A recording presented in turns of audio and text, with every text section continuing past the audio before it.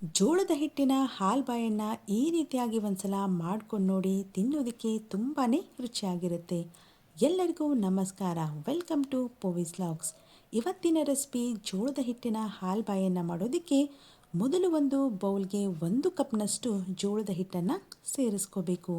ನಂತರ ಇದಕ್ಕೆ ಸ್ವಲ್ಪ ಅರಿಶಿಣವನ್ನು ಸೇರಿಸ್ಕೊಳ್ಳಿ. ಹಾಗೆ ಇದಕ್ಕೆ ರುಚಿಗೆ ತಕ್ಕಷ್ಟು ಸ್ವಲ್ಪ ಉಪ್ಪನ್ನು ಕೂಡ ಸೇರಿಸ್ಕೋಬೇಕು. ನಂತರ ಇದಕ್ಕೆ 1 ಕಪ್ಪಿನ ಜೋಳದ ಹಿಟ್ಟಿಗೆ 2 ಕಪ್ನಷ್ಟು ಮಜ್ಜಿಗೆಯನ್ನು ಸೇರಿಸ್ಕೋಬೇಕಾಗತ್ತೆ. ನೀವು ಹುಳಿ ಮಜ್ಜಿಗೆಯನ್ನು ಬಳಸೋದಾದರೆ ಕೇವಲ 1 ಕಪ್ನಷ್ಟು ಮಜ್ಜಿಗೆ ಸಾಕಾಗುತ್ತೆ. ಆದರೆ ಮಜ್ಜಿಗೆ ಹುಳಿ ಇಲ್ಲದೇ ಇದ್ದರೆ ನೀವು 2 ಕಪ್ನಷ್ಟು ಮಜ್ಜಿಗೆಯನ್ನು ಸೇರಿಸ್ಕೊಳ್ಳಿ. ನಂತರ ಇದಕ್ಕೆ 1 ಕಪ್ನಷ್ಟು ನೀರನ್ನು ಸೇರಿಸ್ಕೋಬೇಕು. ಅಂದರೆ ಟೋಟಲ್ ಆಗಿ 1 ಕಪ್ನಷ್ಟು ಜೋಳದ ಹಿಟ್ಟಿಗೆ 2 ಕಪ್ನಷ್ಟು ಮಜ್ಜಿಗೆ ಹಾಗೆ 1 ಕಪ್ನಷ್ಟು ನೀರನ್ನು ಸೇರಿಸ್ಕೋಬೇಕಾಗತ್ತೆ. ಹುಳಿ ಮಜ್ಜಿಗೆ ಆದರೆ 2 ಕಪ್ನಷ್ಟು ನೀರನ್ನು ಹಾಗೆ 1 ಕಪ್ನಷ್ಟು ಹುಳಿ ಮಜ್ಜಿಗೆಯನ್ನು ಸೇರಿಸ್ಕೊಳ್ಳಿ. ನಂತರ ಇವೆಲ್ಲವನ್ನು ಸೇರಿಸಿದ ಮೇಲೆ ಗಂಟಿಲ್ಲದಂತೆ ಚೆನ್ನಾಗಿ ಇದನ್ನು ಮಿಕ್ಸ್ ಮಾಡ್ಕೋಬೇಕಾಗತ್ತೆ. ಈ ರೀತಿಯಾಗಿ ಚೆನ್ನಾಗಿ ಇದನ್ನು ಮಿಕ್ಸ್ ಮಾಡಿ ಒಂದು ಕಡೆ ಇವಾಗ ಎತ್ತಿಟ್ಕೊಳ್ಳೋಣ. ಇದು ಬೆಳಗಿನ ಬ್ರೇಕ್ಫಾಸ್ಟ್ಗೆ ಹಾಗೆ ನೈಟಲ್ಲಿ ಲೈಟಾಗಿ ಡಿನ್ನರ್ ಮಾಡಬೇಕು ಅಂತ ಅನಿಸಿದರೂ ಕೂಡ ನೀವು ಇದನ್ನು ಮಾಡ್ಕೋಬಹುದು. ಬೇಗನೆ ಮಾಡ್ಕೋಬಹುದು. ಹಾಗೆ ಇದು ಆರೋಗ್ಯಕ್ಕೂ ಕೂಡ ತುಂಬಾ ಒಳ್ಳೆಯದು. ನಂತರ ಒಂದು ಫ್ರೈಯಿಂಗ್ ಪ್ಯಾನ್ಗೆ 2 ರಿಂದ 3 ಟೇಬಲ್ ಸ್ಪೂನಷ್ಟು ಎಣ್ಣೆಯನ್ನು ಹಾಕಿ, ಎಣ್ಣೆ ಸ್ವಲ್ಪ ಬಿಸಿ ಆದಮೇಲೆ ಅದಕ್ಕೆ 1/4 ಟೀ ಸ್ಪೂನಷ್ಟು ಸಾಸಿವೆ ಹಾಗೆ 1 ಟೀ ಸ್ಪೂನಷ್ಟು ಕಡಲೆಬೇಳೆ ಹಾಗೆ ಸ್ವಲ್ಪ ಕರಿಬೇವಿನ ಎಲೆಯನ್ನು ಸೇರಿಸ್ಕೋಬೇಕು. ನಂತರ ಇದಕ್ಕೆ 1 ಈರುಳ್ಳಿಯನ್ನು ಚಿಕ್ಕದಾಗಿ ಕತ್ತರಿಸಿ ಸೇರಿಸ್ಕೊಳ್ಳಿ. ಹಾಗೆಯೇ 2 ಮೆಣಸಿನ್ಕಾಯನ್ನು ಚಿಕ್ಕದಾಗಿ ಕತ್ತರಿಸಿ ಸೇರಿಸ್ಕೋಬೇಕು. ಹೀಗೆ ಇವೆಲ್ಲವನ್ನು ಸೇರಿಸ್ಕೊಂಡ್ಮೇಲೆ ಚೆನ್ನಾಗಿ ಇವುಗಳನ್ನು ನಾವು ಈ ರೀತಿಯಾಗಿ ಕೈಯಾಡಿಸ್ಕೋಬೇಕಾಗತ್ತೆ. ಈರುಳ್ಳಿ ಸ್ವಲ್ಪ ಟ್ರಾನ್ಸ್ಪರೆಂಟ್ ಆಗೋವರೆಗೂ ಎಣ್ಣೆಯಲ್ಲಿ ಇವುಗಳನ್ನು ಚೆನ್ನಾಗಿ ನಾವು ಫ್ರೈ ಮಾಡ್ಕೋಬೇಕು.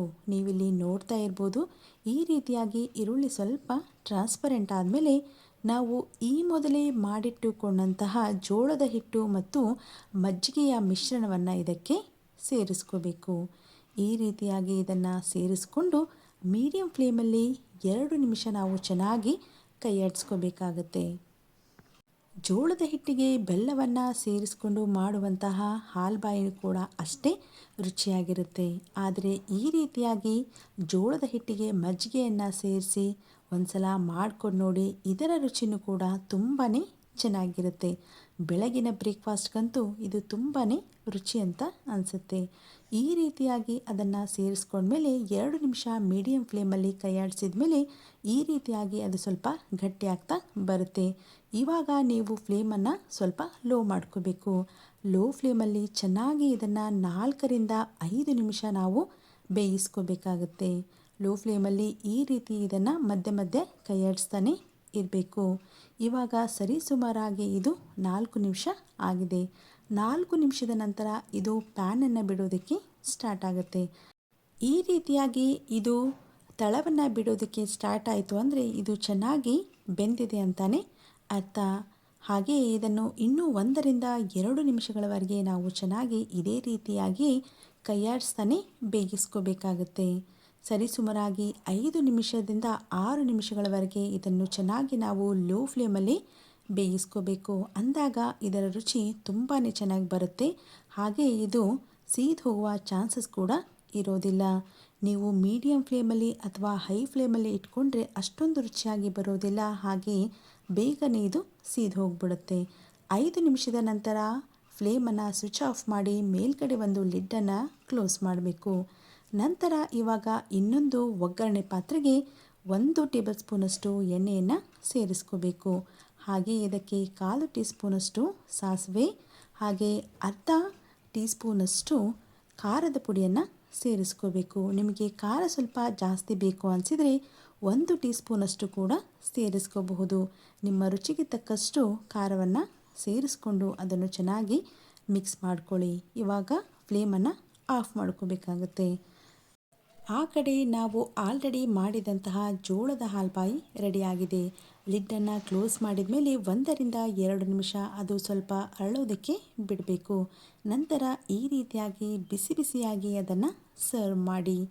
ಈ ರೀತಿಯಾಗಿ ಮೊದಲು ಜೋಳದ ಹಾಲ್ಬಾಯಿಯನ್ನು ತಟ್ಟೆಗೆ ಹಾಕಿ ನಂತರ ಅದರ ಮೇಲ್ಗಡೆ ನಾವು ಈ ಮೊದಲೇ ಮಾಡಿಟ್ಟುಕೊಂಡಂತಹ ಖಾರವನ್ನು ಅದಕ್ಕೆ ಮೇಲ್ಗಡೆ ಸ್ವಲ್ಪ ಸೇರಿಸ್ಕೋಬೇಕಾಗುತ್ತೆ.